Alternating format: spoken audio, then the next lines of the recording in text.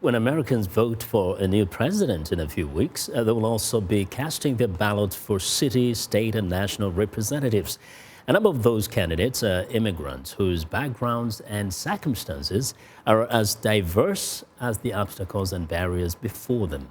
Now, viewers, Midwest correspondent Kane Farabaugh has followed the campaigns of 4 Muslim American immigrants seeking office. Among them is Ilhan Omar, 33-year-old Somali American refugee and politician who's said to become the first Somali American Muslim woman to be elected to public office. Now, Kane, welcome to Africa 54. Thanks so much for having me here. Yeah, we're happy. And now tell us more about this lady's really history-making step. Right, so Ilhan Omar is a Somali refugee who settled in a Kenyan refugee camp and eventually resettled in the United States.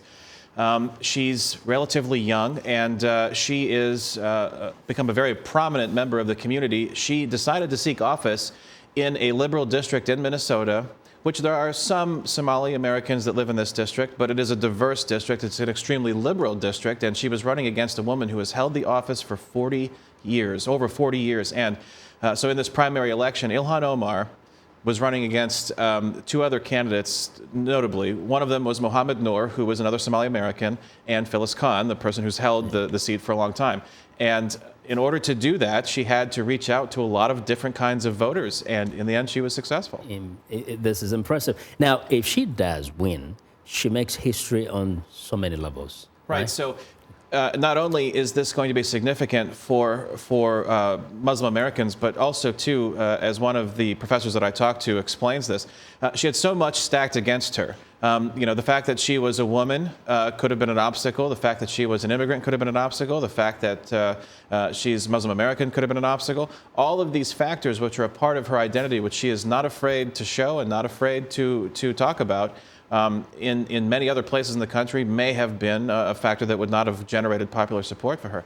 In her district and in her campaign, these weren't obstacles. Yes. Now, for someone in Africa, they may say, oh, perhaps she's coming from a neighborhood that is perhaps predominantly Muslim or even Somali, but you've just said this is a place which has a mix of all types of people. Tell us, what is it you heard or she told you that made her resonate with the people of our district? So think about this. She's Somali American who is a prominent member of the very large Somali American community in Minnesota, and she did not win the Somali American vote.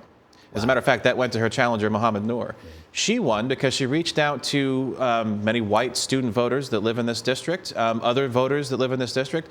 Her campaign wasn't about trying to win the Somali American diaspora vote. Her goal was to win the vote in general. And because she broadened the outreach to other kinds of voters, that's ultimately what led to her success. Yes. Now, there's some who've looked at this election and said, well, there's a lot of pushback, especially against immigrants and Muslims specifically. What does that story tell people out there about the United States if you look way beyond the presidential campaigns and elections? So there was a famous lawmaker who once said all politics is local. And these races that I followed in this program are extremely local. I mean, we're talking about city council, we're talking about state legislature, and we also are talking about a man who ran for Congress. And in these elections, these are people who want to represent this small but growing minority in the United States. They feel that they don't have enough of a voice in government, and so the way to change that is to seek office. And what they are trying to do is to not necessarily represent a certain faith or a certain demographic or a certain ethnic group. They want to represent all of the people, but they don't want these obstacles of their faith and their culture and religious identity to be in the way of them getting elected. It's like a statement, saying, we are also Americans. That's right. As a matter of fact, too, one of the men in the program says, I'm an American before I'm a Muslim. Yeah, interesting. Just briefly, what has this experience taught you?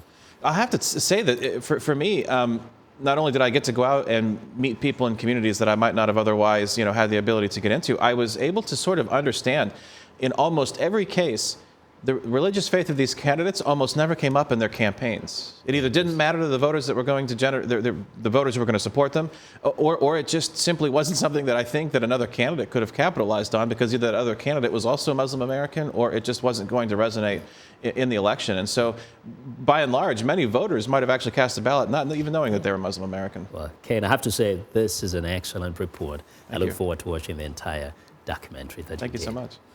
Well, our thanks to Kane Farabaugh, VOA's Midwest correspondent.